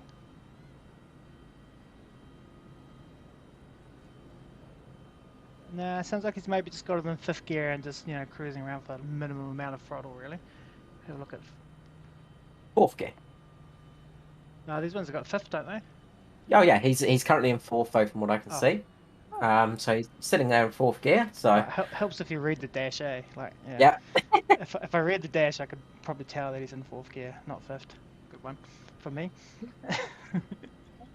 It's one of the nice things about these new cars. You can kind of see some information on there, obviously. Not a huge amount, but we can see the rev counter and the gears. So that has made a little bit of difference for commentary. It's made our jobs a tiny bit easier for certain aspects. Been interesting to watch as well, just the different gears used for different tracks and different people as well. We saw at Daytona, of course, a lot of the leaders sticking it in fourth gear still, despite having that extra gear. So it's quite interesting. There's different mix here. Jackson fourth gear, Skillock's in third, and Martin was in fifth. So. Yeah, it's been interesting to see how it pans out with this because it's given the guys a lot of different options and everybody's trying out these different methods. Nobody's yet found the perfect solution. I think they're still just trying everything they can. So we are going to be getting ready to go to green shortly as the pace car comes across the line. The lights go out. They'll fall up 2 by 2 here. 54 laps remaining here for the third round of the ANZCAR Cup season. Of course, a lot more races to go this year. It's going to be a long one, but it's going to be a good one for sure. It's only round 3 of 36. Yeah. Feels like we should be halfway through the year already. I know, it's been a big start to the season. Of course, Daytona takes it out of you. And this year has been one of those, it's been a bit of a rough start to the season, but we are getting along, and this season will get along quickly, as it always does. But Yeah, it seems like we've had enough drama and action in these first couple of races to take us through a season at the moment. I think we've seen everything so far. I Yep, say that. I'm sure I'll be surprised and see something else, but currently there has been a bit of everything in these races. it sure has. Been some really good racing though, and the field's definitely getting tougher, and the margins are getting tighter. So it's great to see. Yeah, that's one of the big things as well, of course, is competition has really risen this season, and that has made it very hard on a lot of regulars who have been unable to make it in just because there is just so much tight competition out there. As away we go once again. Maloney leads away at the front of the field. Nice restart from him. Very tidy stuff straight up to that higher line, and he is just sort of keeping it mid-section, a little bit low in the mid-corner, just taking a nice apex through the corner, not pushing too hard. Scullop just in second, sitting back there, but going to have a mirror full of the threatening purple Mitch Motorsport car of Jason Martin. The Mitch cars have found each other in Micklemore, and now Danny G as well. We have got the usual sight of purple, blue and orange up the front of the Mitch cars, of course. So it's been a while since we've seen all three of their cars in a cup race up at the front. They've been having a bit of a shocker this season, but they are working their way up there nicely. Philip Worley as well, another purple car in the DPR flavoured version, working his way nicely through the field, keeping out of trouble relatively well. Fair bit of damage, but he is keeping it going. He's got Brenton Hobson on his tail. Hobbo, of course, one of those drivers that is just incredibly fast, very in touch with the cars. Not a huge amount of the experience on the sort of oval aspect always, but he is just so good at feeling it. As Riley Curtis loses the rear, saves it, does he? Yes, he does. Just about saves it there. Riley Curtis, very well held by Riley in the number 4. That was almost a big accident, but he managed to keep it going in the right direction. Edward Foster in 9th at the moment, just hustling that husk of a car along at the moment. And we talk about damaged cars making their way through the field recently, and Foster is doing that once again tonight. Yeah, it's definitely pretty aggressive, making good moves. I was actually just wondering, when it comes time to use the bumper, what's he going to do? Because he hasn't got a bumper, so. That's it. I mean, you'd also think it's probably good for the old aero and cooling. Well, sorry, good for the cooling, but I did hear over the radio that he was struggling a little bit with the temperatures of the car, possibly some damage to that radiator. That thing's pretty exposed. I imagine it's probably had a few things through it already tonight, so probably not working optimally. So struggling a little bit there, as we see, was that Jason Martin just having a big moment, getting caught up on the high side and falling back in that group. Jason Martin seems to be struggling with this new next-gen car. I've got to say, he's had a few moments this season where he's really struggled, as O'Shea has a big snap of oversteer through turn 4, saves the car again, but only just marginal there for him to keep it going in the right direction. Yeah, it's interesting how many different drivers are having issues with it, and very experienced drivers having issues with it as well, like Jason Martin, for example. Certainly taking a while for him to come to grips with it, that's for sure, and certainly proving to be a pretty hard car to drive. Yeah, it's definitely been a shock to a lot of drivers, I feel like, this season. It's been one of those, it's been a big equaliser, you've got to say, but it's also taken a lot of big names of the equation, as well as they're trying to get their heads around, get to grips with this new package. And I feel like some different driving styles really pay off. So certain drivers it really works for, and then some of the older driving styles that really pay off when you hustle the old generation of cars around, they really struggle with it. So it is that thing of adapting to this new package. But I'm sure as we get on in the seasons, we get to around about round 6 or 7, these guys will be absolutely on top of it and making it look easy once more. But in these early stages, they have definitely struggled. They have, and I think a good point to make is that these 30 drivers are meant to be our top 30 drivers of this league, and they're struggling. So at times they're struggling. So you can imagine the guys who are missing out. They might be struggling with it even more as well. So um, it's certainly looking like it is definitely a very hard car to drive. And as I say, these top 30 guys are all struggling with it every week. Yeah, that's it. I mean, a lot of the guys that sort of are struggling to make it through are doing it because they're having issues on qualifying laps. Just the rear stepping out on them just unexpectedly and things like that. These little things that are catching people out week after week. But it is that thing. It's so close as well. We saw in the practice session there was less than, I think, about 8 tenths separating 50 cars. So that is absolutely nothing covering a field. Obviously, in a single lap, it's a very close gap, and we've seen in past that qualifying times that would usually be the top 20 or so, and that's covering 50 cars now. So it's not like anybody's really off pace as well. It's just these little bits of struggle, just one lap pace or sort of long pace, things like that. There are a few different things that catch a few different people out. Yeah, and that's you make a mention of how close the margins that are. Like every year it's getting closer and closer. The spread between the top and the bottom guys is getting closer and closer, and it is getting more and more competitive every year and getting tougher, which is what we want to see. It's definitely taking a few years to get to that point, but it is good to see. But yeah, you only have to be off by a little bit, and you're down the field, buried in the field, and you're battling to come back. Yeah, it's a strange feeling for some of these guys that they're so used to fighting it up the front and sort of not sort of being so sort of off the pace sometimes, and it's great to see the competition rising because that's exactly what we want to have happen. Of course, we want to be where everybody aspires to come to and do the best battling, and we're currently getting that. We're really seeing some of the top drivers in Australia very much coming out and giving us some really good racing, and it's been fantastic to watch throughout the start of this season.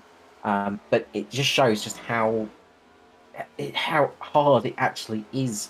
I was interested to listen to Locked On the other day, and they were talking about the oval racing side, just how much they struggled when they first came over. A couple of them were talking about how much they struggled in the sort of one oval race they did because it's just the concentration that's involved. It's so much going on in there.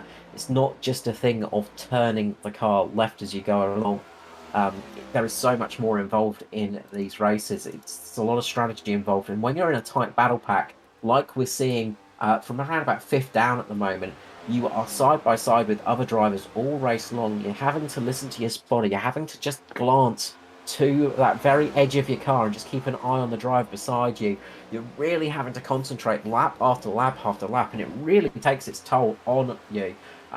Especially if you sort of not got ultra wide monitors or multiple monitors, things like that. If you've only got a small field of view or a single screen or something, it can be very tricky indeed, and really, really puts the toll on you. It does, and you are your own crew chief as well. So not only are you racing guys on the track, you're thinking, your strategy, your fuel. You're looking at your fuel. How am I going for saving that? You're just thinking about your tyres. What sort of lap times am I doing on my tyres after so many amount of laps? If I go and pit, am I going to get enough? Am I going to be quicker on lap times than everybody else and gain all that time back that I've got on pit road and get an advantage from it? So you're not just you're not just racing the guys around you and turning left and stuff. You're thinking about all this stuff and trying to calculate it and work out and try and get yourself the best, a good finish. And so there is always a lot going on. It's always a very, very busy race.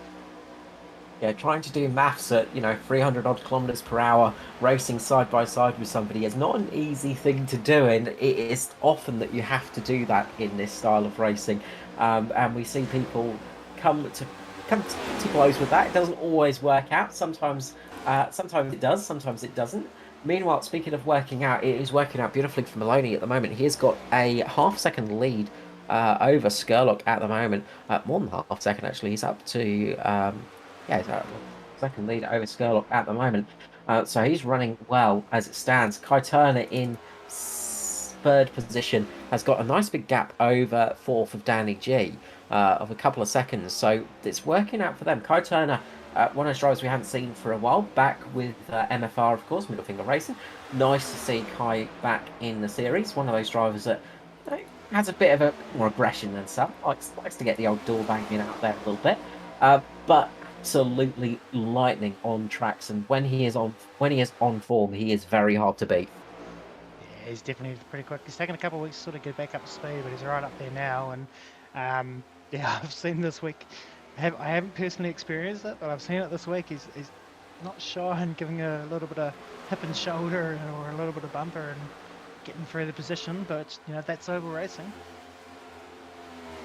Look, that is it. That's just say, stock car racing is all about that. It's obviously not wrecking somebody, but there is nothing wrong with rubbing your doors against the other person and just getting them off balance a little bit. That is all part of the series, and yeah, it's a little bit full contact sometimes, and that can really throw some of these guys out, especially the ones that come over from single-seater racing and just don't expect that, because you hear it on the radio sometimes. They go, "Oh, he hit me! He tried to force me off the road, or he doored me, and that's just disgraceful," and all this kind of stuff. And you sort of just go, "Well, that's oval racing. That's stock car racing. That's the thing." I always think of the Days of Thunder movie scene there. You didn't hit me, I didn't bump you, he rubbed you. Yeah. Robin's racing, son. It's absolutely it. It is a whole part of this style of racing. It is a very big part of it, of course, and it's one of the things that I love about stock car racing is that little bit of contact here and there, and it's it is very. You can't really do that in open wheelers, of course, because open wheelers tend to get tangled up very quickly in the old suspension areas. But when you've got a full-bodied car and it's made out of pig iron, you can absolutely have a bit of rubbing and a little bit of close racing, and there is nothing wrong with a little bit of contact here and there, of course, as long as you don't wreck the other guy. But just putting them off balance a little bit, that's absolutely spot on. Agreed. Just having a little look through the field here. Darren Lobb's doing pretty well. He's got it. Since we've had the camera on him, he's got from 6th up to 4th. I thought I'd just sort of jump on him and have a look. So he's having a pretty good strong run tonight. Yeah, so Lobb's on the freshest tyres out there as well, so that's interesting to see, because he came in, of course, in that last round of stops and did take some tyres too. So I think he has used up his tyre allocation for the night. So if we get another caution, that could be disastrous for him. But if it remains green here tonight, he could be in for a good race. He's currently setting some of the fastest laps out there, just a couple of tenths off the leaders. I mean, he's very much close to the leaders' times, but working his way out past Jason Martin, Danny G. Really well done for Darren Lobb there. One of the new drivers, of course, for DPR, the black flavour, the licorice flavour, probably not everybody's favourite, but he is doing a good job in his rookie season and has definitely been turning a few heads. Yeah, definitely a very strong run to be running up there in the top 5 now. I'm just having to scroll down through the order. Someone we haven't really seen much of tonight, Paul Jackson. He's sitting in 13th spot, just outside the top 10. He's had a pretty solid run. His car looks pretty clean. Yeah, he's managed to keep it out of trouble, which has been very, very good indeed. Worked his way up 17 positions, very well done indeed as well. And just keeping it out of trouble at the moment in the Camry, and keeping it just in a nice spot, sort of not pushing too hard, but not worrying too much. And I think he's just settled in just for a sort of settling in for a strong finish, not looking at winning the race, but looking for a strong finish, and that can be a good strategy sometimes to get you into sort of a good, possibly a top 10 finish, or at least a top 15 finish, and he's within that reach at the moment. Biggest gainer of the night so far is Jason Martin at 23 positions gained. So Jason Martin actually, very, not the kind of qualifying we expect from Jason, but a much better race. He's up there in 5th at the moment, we say, just behind Lobb. So we'll see how that one continues. just jump back to the front. That gap at the front's sitting pretty stable there. Jack's sort of holding that half-second gap over Skurlock. 0.6 of a second gap. Lap times pretty similar. Yeah, they're not really pulling away or making much gap. They're sort of sitting in similar spots at the moment. 26 laps remaining now. So they're just sort of holding pace at the moment, not really worrying too much. I mean, it's a long way to go in this race still. They're on their 50th lap of this stint, of course, so they'll need to have done 75 laps to get the car home. So sorry, Carl, we're just on board with Maloney. Maloney, and he just had a big slide. And we're actually, I just jumped on board with him. Yeah, and that's given Skurlock the chance to get past. So a huge tank slapper there. Fantastic save. Get a replay of that one from the outside. He absolutely drifted that round the corner. That was a beautiful save. And he's managed to get back in front of Skurlock already, actually. But that's put Kai Turner into the lead, I think. So there's a battle going on now between Maloney, Skurlock, and Turner, and this battle is really starting to heat up. But watch this save. It is that was he put his foot right to the floor as he got up against the wall. That was a absolute super save. That is definitely one for the highlight reel. It is indeed, drifting it out there. Might have just clipped the wall, but definitely a very good job keeping it there. And I think Skurlock's come along here, because I think Skurlock had to check up because Kai Turner managed to get past both of them. Yeah, so I think they've had a bit of a check up there between the two of them, and it's just sort of as they've raced on, maybe Skurlock's got underneath him, and Kai's just flown along. Skurly's got down on the grass, and that's what's cost him there dearly. Just in avoidance there, and Turner has just gone right through the middle, just gone, all right, boys, I'll take that position. Thank you very much.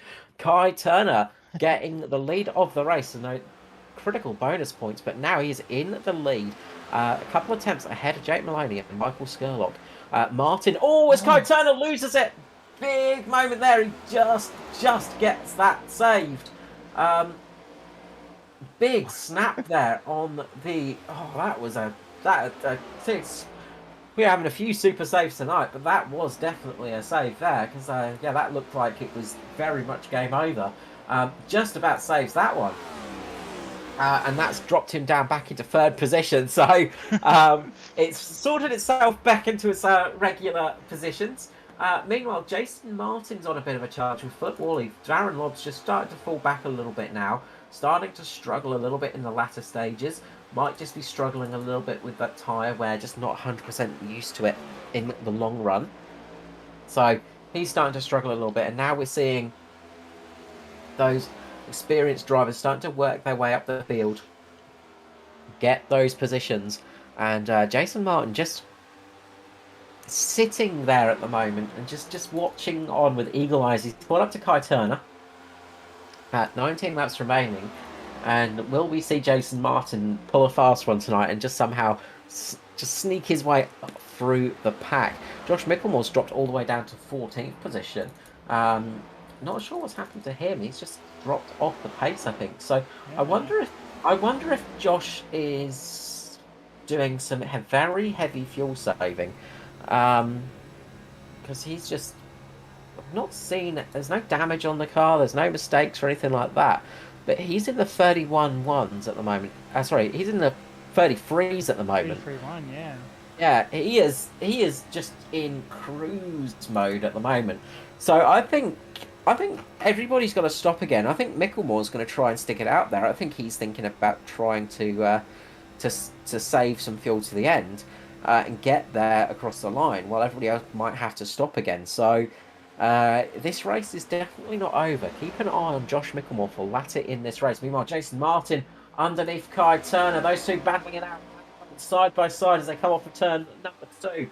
They go down the back straight. Martin on the inside, Turner on the outside. Martin sneaks his way through, slides underneath him, and gets that position made up to P3 for Jason Martin. 25 positions gained so far tonight.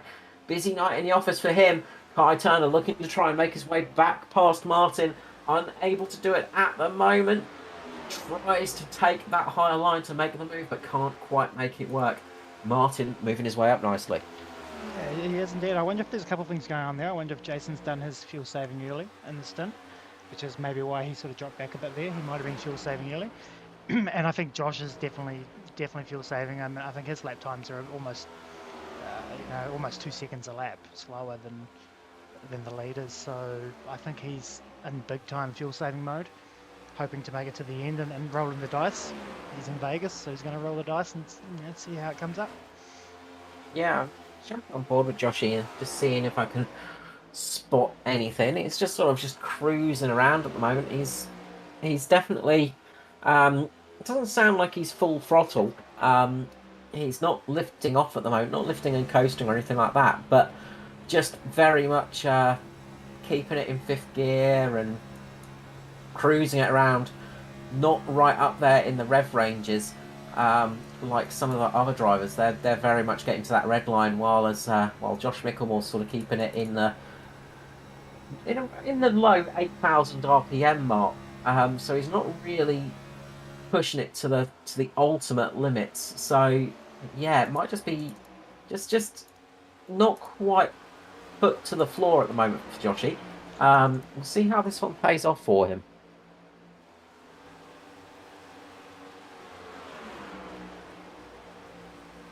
But yeah, it's Jake Maloney just very, very.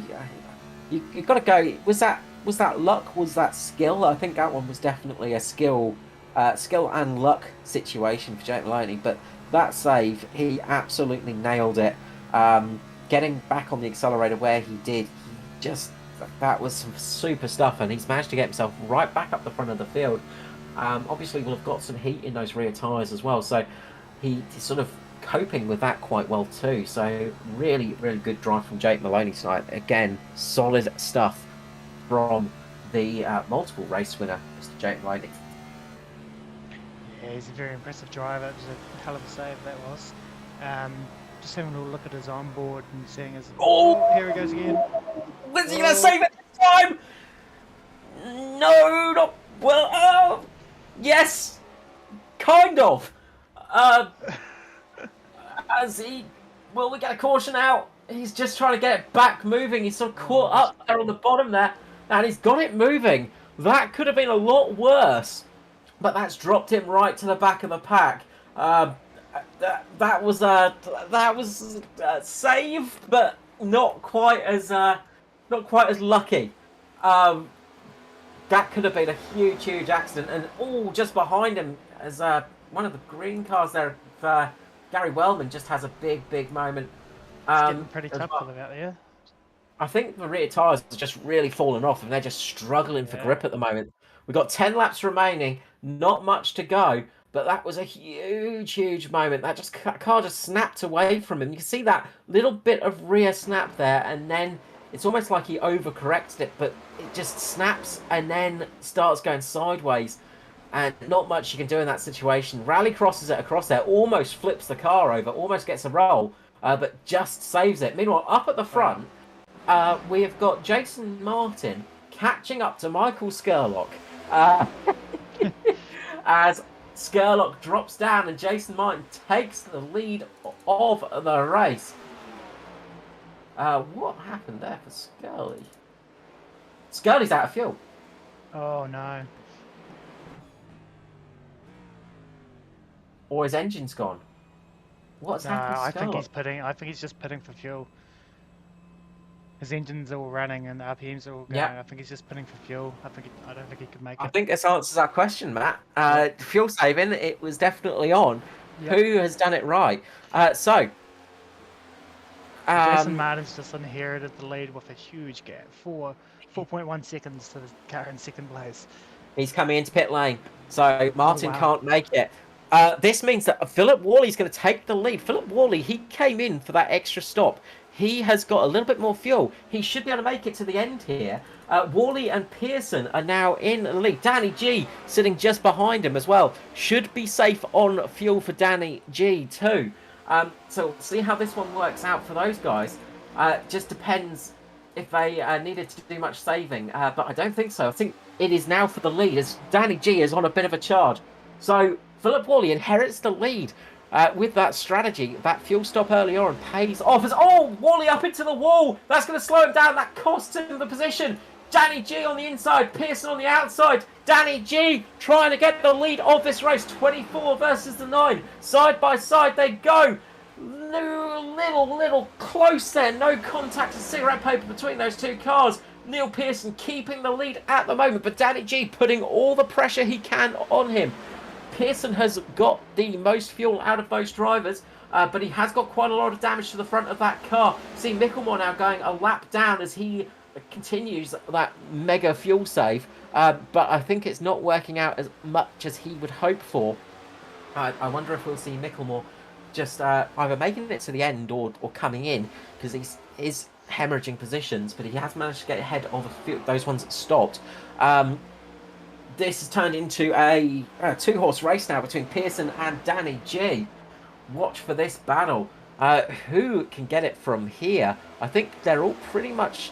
I think they're pretty much safe for fuel now. It might be a little bit tight for Danny G, actually. It might be tight for Danny G, Worley, Hobson, those drivers. It might be a little bit tight, but we'll soon find out. We've got 4 laps remaining as they're side by side. Danny G makes the move on Pearson on the outside. Danny G on the inside. Who is going to get it? We've got a lap car here. Pearson is just getting down there. That lap car getting up nice and high there. It's side by side again.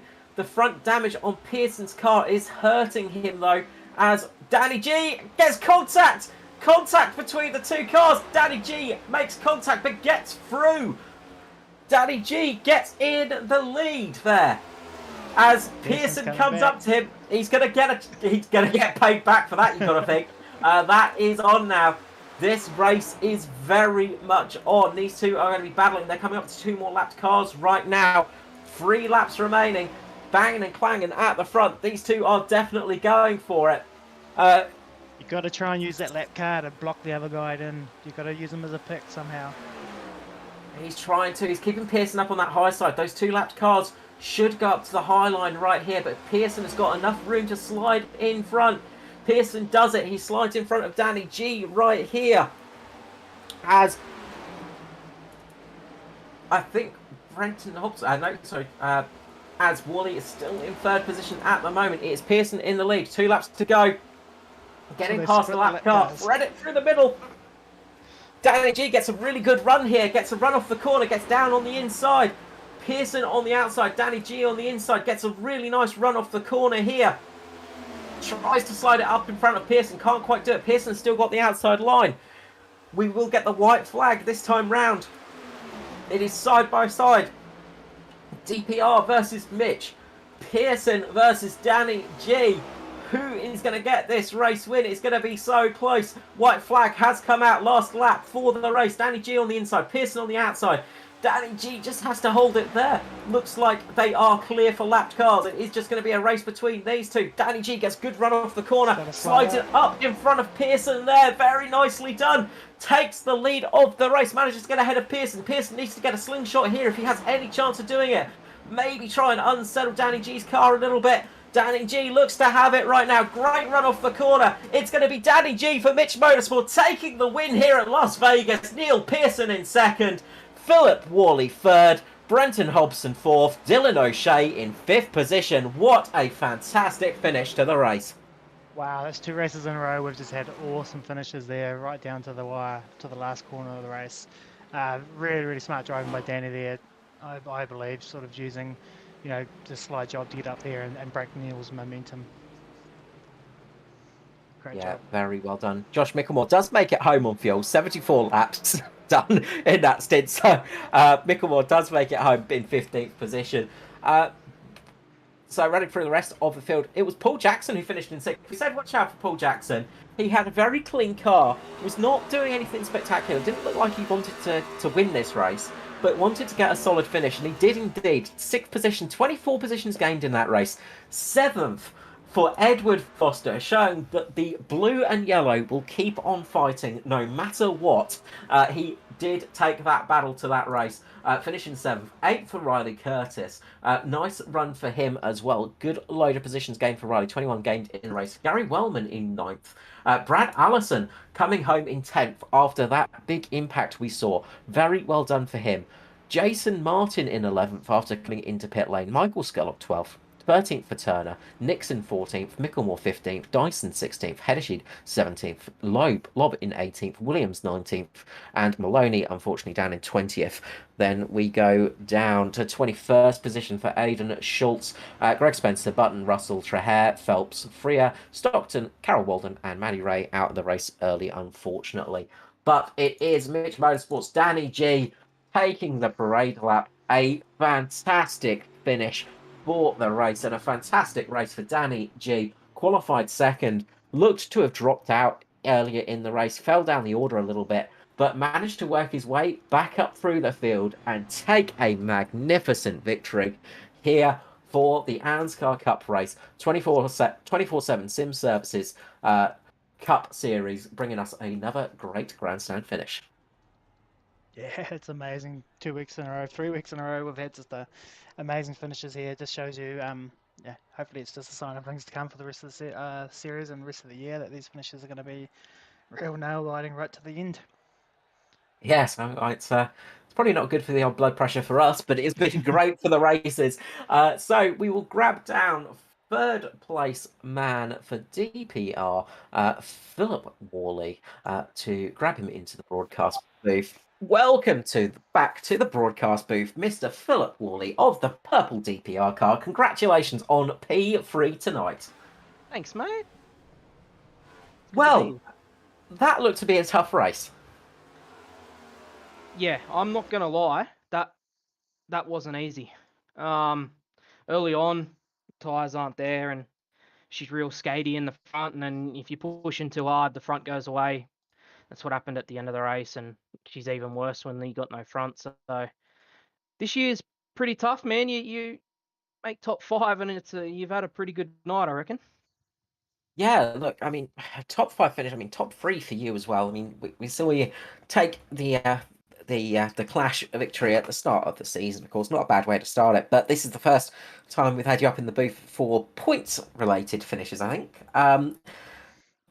But it was a good run up there. Obviously, we did see that mistake towards the end as you sort of inherited the lead as the rest of those guys had to pit. Obviously, that pitting for the final time under caution was a big help for you guys. Yeah. Tell you the truth, it was just to get the damage cleared that I had. And it just turned out that it went green from the end, and it sort of hurt the blokes that stayed out. So, masterstroke, I don't think so, but it just turned out to be, yeah. You take them ones when they happen, I suppose. I'll let you. This is where you sort of pan it off and go, yeah, no, it was a perfect strategy by us. We called it. We said that there wouldn't be any more cautions. We knew exactly what we were doing. But yeah, sometimes look, a little bit of luck is always nice to fall your way. Obviously, that little instant we saw you get up into the wall, just again, was that pushing too hard on that front, just losing that bit of grip?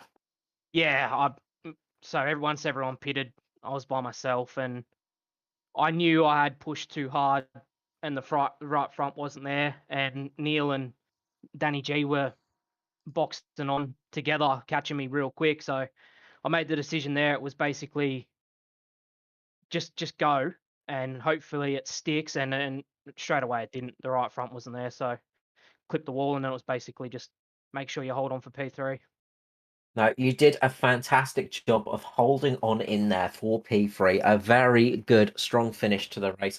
Well done, Philip Worley, for the top 3 finish. And before I let you go, the usual thing is shout out and love to sponsors. Yeah. So obviously, shout out to you boys first for the awesome broadcast. It's getting mega every week. So props to you boys, and of course ANZCAR for putting on the series. This year is A1 for the Cup Series with, I think we had 50 blokes rock up for qualifying. So it just goes to show the level of the field that like how high you need to be to make it now. And obviously to the sponsors, simrigs.com, Southwell Lifts and Hoist, Benmax Mechanical, Phoenix Smokers, and MP Designs for the awesome looking cars. And yeah, that was good fun. On to the next one. Look, hopefully we'll get you back in the booth soon. Thanks for giving us some great entertainment out there, and congratulations again on P3 tonight. Thanks, boys. Appreciate it. Next up, we will grab down the man that's given us a grandstand finish 2 weeks in a row, but this time not quite going in his favour. Mr. Neil Pearson of DPR, congratulations on a very solid second place there. Another grandstand finish and a fantastic end to another cup race. Yeah, thanks, Carl. It was a lot of fun battling with Danny G. Yeah, it was just a shame. I had a little bit too much damage, and I think I didn't have the pace that he had towards the end. Yeah, I wanted to ask you about that actually. Obviously, it was a very tough race out there for avoiding contact and incidents. We saw you get caught up in one of those big wrecks earlier on and quite a bit of damage to the front end, and obviously that was affecting you in a bit of a straight line, I imagine. Yeah, unfortunately, someone just ran into the back of a lap car and caused something. And yeah, I had nowhere to go. I tried to get back it down, but unfortunately, with the messes that they are, the cars just spaghetti out everywhere. So I didn't really have anything I could do. But luckily I managed to claw back a decent finish, mainly through strategy. For some reason, a lot of the front guys didn't pit on the last caution, and I'm a bit confused by that. Yeah, it was an interesting call. We thought maybe they were trying the old fuel save, and I think they were just hoping for another caution. In all honesty, on that final stop, just a bit of just a fuel stop for yourself, I imagine. You didn't worry about any tyres. This I did 2 stops on the last caution, just to clear out all the damage I had, and the second one, but I did take tires. Okay. But yeah, the car wasn't as good as it could have been, with the damage. So I'm very happy with second and able to put up a good fight with Danny, and it was good fun. I mean, second is not a bad place to finish, especially when you're battling for a championship. And with that, that's going to take you up to the lead of the championship. Now, I mean, obviously a long, long way to go still, but a bit of a decent start to the season once more for yourself. I mean, we've seen this 2 years in a row now. Hopefully, we will see it continue for the rest of the season now. Yeah, hopefully. As long as I keep my temper in check, I think should be a good season, and hopefully we can have some good racing. And because there's a lot of guys up there now. You've got the SSR boys are doing pretty well, and a few of others as well. Natari are up there. Obviously us as well. So I think it's going to be a really competitive season, and I just gotten really lucky with some calls. Just strategy calls for this one, and yeah, I just gotten lucky. I imagine that's why the car's painted red. So the car is red, not the mist in front of your eyes this season. Just keep the tempers down a bit. That's it. Yeah, that's it. Congratulations on another great finish, and thank you again for giving us a great race, Neil Pearson. Before I let you go, the usual thing is shout out after sponsors. Yeah, just first of all, ANZCAR for the great series. The turnout that they're getting is amazing. You guys for the broadcast. I think it'll be a fun one to watch tonight. And then just the sponsors: simrigs.com, Southwell Lifts and Hoists, Max Mechanical, Phoenix Smokers, NP Designs, and just the boys. For all the chat and the racing and everything that we do together. It's a lot of fun. Congratulations on P2, Pearson, and I'm sure we'll see you back in the booth soon. Hopefully. And finally tonight, we will grab down the race winner. Let's grab him down, actually. There we go. We'll grab down the race winner for Mitch Motorsport, the 24, the Orange Blur, Mr. Danny G. Congratulations on a fantastic and hard-fought victory. Yes, thanks, guys. How good's that? Feels good. I imagine that you're pretty happy right now. Oh, 100%. I was just talking to Neil. I honestly thought he was saving fuel, and I had to save fuel behind him, and I finished the race with half a lap to go. So it was I was playing a bit of sport or gamesmanship there with him. I'm just trying to save fuel, and it just came through right at the end. Yeah, we were talking a little bit actually about how Neil probably had the best tank of fuel of anybody out there up at the front and was looking pretty good. And obviously, you've answered my question of how close it was on fuel for yourself. It looks like you had a pretty decent race. You managed to avoid a lot of the incidents, thankfully, but there were a couple out there that were very close calls. Yeah, I got into one of the wrecks that happened with the lap car. I think on lap 50 or 55, and that gave me 50 seconds worth of damage. And after that, I was just like, oh, okay, we'll just try for a top 15. But the car kept going forward and forward, and there was top 10, top 5. And yeah, as I started to realise that the lead cars had to pit for fuel, I thought, oh, I've got a good shot here as long as I can sort of keep up with Neil. And yeah, I didn't realise he was as damaged as he was. And yeah, I was just lucky to get past on the last lap. We saw a nice little bit of hip and shoulder action between yourself and Neil there on, well, I think it was about a lap and a half to go there as well. So obviously fighting hard for this one.